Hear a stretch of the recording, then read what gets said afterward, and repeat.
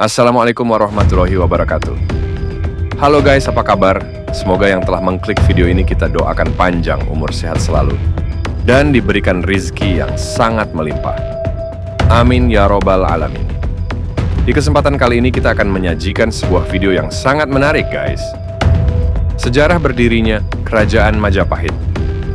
Konon awal mula Majapahit berdiri setelah runtuhnya Kerajaan Singasari akibat pemberontakan Jayakatwang pada tahun 1292 Masehi.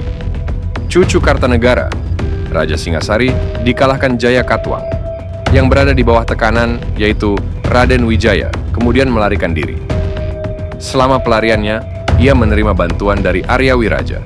Kemudian, Raden Wijaya membuat desa kecil di hutan Trowulan dan diberi nama Desa Majapahit. Adapun nama Majapahit diambil dari nama buah maja yang tumbuh di hutan namun memiliki rasa pahit. Seiring berjalannya waktu, desa itu berkembang dan Raden Wijaya diam-diam dikuatkan dengan merebut hati penduduk dari Tumapel dan Daha.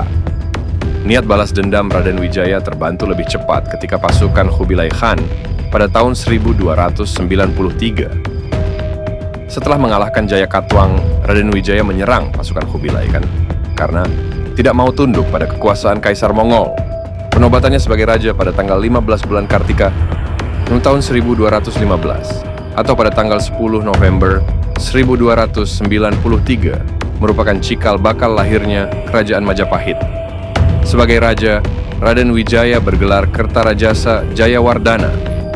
Nama Raden Wijaya telah disematkan untuk menghormati pamannya, pendiri Kerajaan Singhasari, serta untuk menghormati leluhurnya yang di Singasari. Meskipun sering memberontak pada tahap awal, Majapahit tumbuh menjadi kerajaan terbesar di Nusantara. Masa kejayaan kerajaan datang ketika dipimpin oleh Hayam Wuruk 3350 hingga 3389 Masehi. Kejayaan Majapahit tak luput dari peran Gajah Mada, Sang Mahapatih, yang berhasil menumpas segala pemberontakan dan bersumpah untuk menyatukan Nusantara. Selama 39 tahun berkuasa, Hayam Wuruk dan Gajah Mada telah berhasil membuat Panji Majapahit terlihat di seluruh Nusantara, bahkan semenanjung Malaka. Sumpah Palapa yang dikeluarkan oleh Gajah Mada dilaksanakan, dengan wilayah Majapahit meliputi Sumatera, semenanjung Malaysia, Kalimantan, Sulawesi, Kepulauan Nusa Tenggara, Maluku, Papua, serta Tumasik, Singapura, dan sebagian kepulauan Filipina. Selain itu, kerajaan ini juga menjalin hubungan dengan Champa Thailand, Kamboja, Siam, Burma Selatan, Vietnam, dan Cina. Majapahit juga memiliki armada laut yang tangguh di bawah pimpinan Empu Nala. Berkat kekuatan dan strategi militernya, Majapahit mampu menciptakan stabilitas di wilayah Haji. Dari segi ekonomi, Majapahit telah menjadi pusat perdagangan di Asia Tenggara, dengan ekspor lada, garam, dan lengkeng. Sebagai kerajaan besar saat ini, Majapahit tercatat telah 3 kali pindah pusat pemerintahan. 3 pusat pemerintahan tetap berada di wilayah Jawa Timur. 1. Mojokerto. Pusat pemerintahan atau ibu kota Majapahit yang pertama terletak di kota Mojokerto. Saat itu ibu kota diperintah oleh Raja pertama, diyakini Kertarajasa Jayawardana atau Raden Wijaya. Lokasi pusat pemerintahan tersebut konon berada di tepi Sungai Brantas. C2. Trowulan. Pusat pemerintahan kemudian berpindah mengikuti masa kepemimpinan Sri Jayanegara, Raja kedua Majapahit.